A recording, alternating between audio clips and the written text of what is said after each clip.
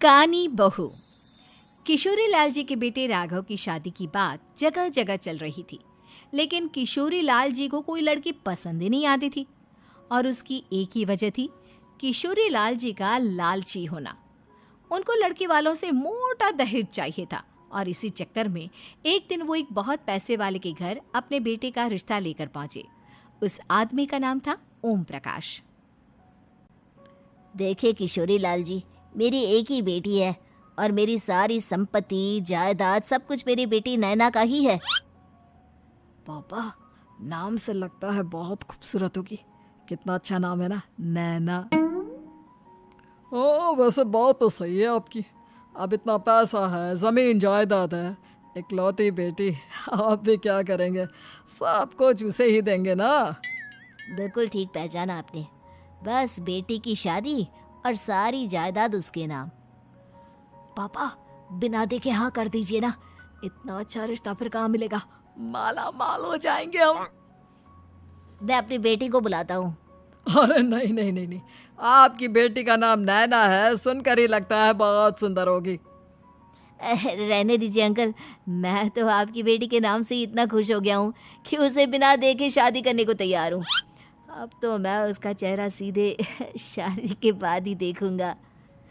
और इस तरह राघव नैना का चेहरा नहीं देखता और उससे शादी कर लेता है। शादी के बाद अपनी सुहाग रात पर जब राघव नैना का घूंघट उठाकर देखता है तो नैना की आंखें बंद थी। कितनी खूबसूरत हो तुम नैना, जरा अपनी आंखें खोलकर मेरी तरफ देखो तो सही। नहीं, मुझे शर्म आती है। अरे, मैंने तुम्हें शादी से पहले भी नहीं देखा, और अब अगर तुम आंखें खोलकर मुझे देखोगी भी नहीं तो मुझे अच्छा कैसे लगेगा? इससे पहले कि नैना अपनी आंखें खोलकर राघव की तरफ देखती, अचानक से लाइट चली गई और राघव नैना को पूरी तरह से देख भी नहीं पाया। अगली सुबह नैना राघव के लिए नाश्ता बनाकर लेकर आई। अरे ये क्या, आधा पराठा सीका हुआ है और आधा बिल्कुल कच्चा। ये तुमने क्या किया नैना? बहू, तुमने क्या आधा पराठा तवे से नीचे लटका कर रखा था, जो आधा सिका है और आधा कच्चा?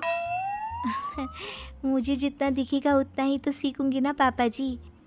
जहाँ जहाँ मुझे नजर आ रहा था वहाँ मैंने सीख लिया, और जहाँ जहाँ नहीं दिखा वहाँ कच्चा रह गया होगा। इसका क्या मतलब है? ये कैसा मजाक कर रही है तुम? अरे बहू, तुमने इतना लंबा घूंघट क्यों लगाया हुआ है? देखो, हमारे घर में बहुओं को बेटी की तरह रखा जाता है, और फिर तुम तो इतना सारा माल लेकर आई हो। देखो, ये घूंघट डालकर रखने की कोई ज़रूरत नहीं है। हाँ नैना, पापा जी ठीक कह रहे हैं, तुम तो आराम से रहो, अपना ही घर समझो। नैना अचानक से अपना घूंघट उठा लेती है। अरे ये क्या पापा, नैना की तो एक आंख फूटी हुई है। नाम से नैना, लेकिन ये तो कानी बहू निकली। मेरे साथ धोखा हुआ है, धोखा। बिना दिखाए अपनी कानी लड़की मेरे संग ब्याह दी। मुझे कानी बीवी नहीं चाहिए। मुझे अभी ओम प्रकाश जी से बात करनी पड़ेगी। आखिर उन्होंने मेरे साथ ऐसा किया क्यों? अरे, आप लोगों ने ही तो पापा से कहा था कि आप लोग शादी से पहले मुझे देखना नहीं चाहते। अब मेरे पापा पर क्यों इल्जाम लगा रहे हैं? अरे लेकिन उन्हें बताना तो चाहिए था ना कि तुम कानी हो, एक आंख से तुम्हें दिखाई नहीं देता। किशोरी लाल और राघव नाराज होकर ओम प्रकाश को अपने घर बुलाते हैं। पापा जी, ये आपने क्या किया? शादी से पहले बताया क्यों नहीं कि नैना की आंखों में परेशानी है? अरे, आप ही ने तो लड़की देखने से मना कर दिया था।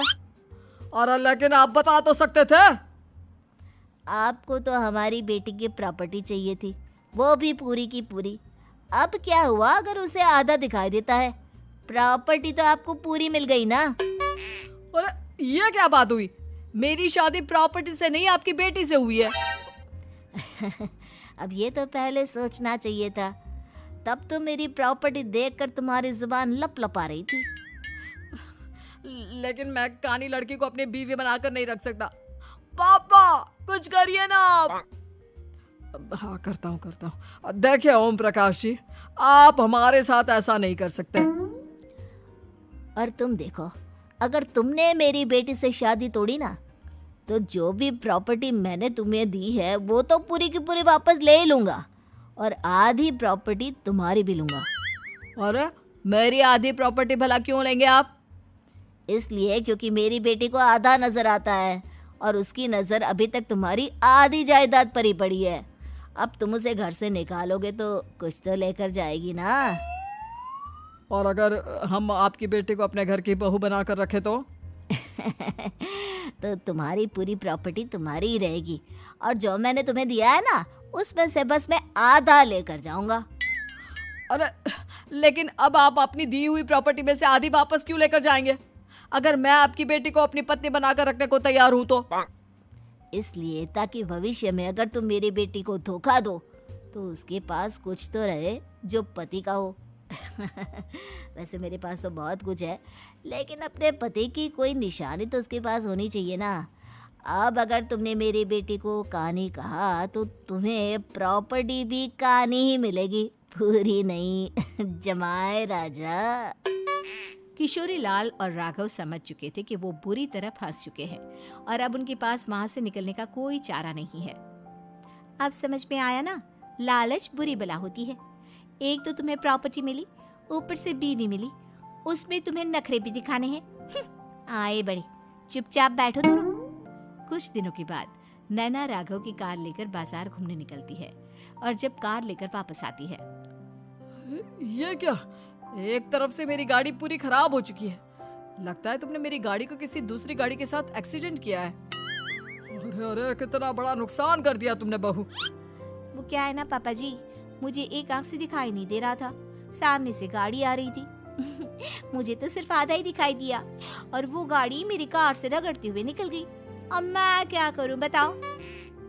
आप इसे ठीक कराने के पैसे कौन देगा? तुम्हारे पापा? तुमने मुझसे इस तरह से बात की? अभी रुको। नैना राघव की शिकायत ओम प्रकाश को कर देती है। देखो राघव, अब जो मेरी आधी प्रॉपर्टी तुम्हारे पास थी ना, उसमें से आधी और मैं लेकर जाऊंगा, क्योंकि तुमने मेरी बेटी को डांटा। अरे नहीं नहीं पापा जी, गलती हो गई, माफ कर दो। गलती की तो कोई गुंजाइश ही नहीं। अगली बार मेरी बेटी को डांटा तो बची हुई आधी में से आधी और ले जाऊंगा। लालच के चक्कर में हम दोनों ने बहुत बड़ी गलती कर दी बेटा। एक तो तुम्हें कानी बहू मिली और ऊपर से जो माल मिला वो भी काना। इस तरह राघव की हर एक गलती पर ओम प्रकाश उसकी प्रॉपर्टी का आधा आधा हिस्सा लेकर अपना सारा माल वापस ले गया और राघव को कानी बीवी से काम चलाना पड़ा। भाई लालच वाकई में बुरी बला है।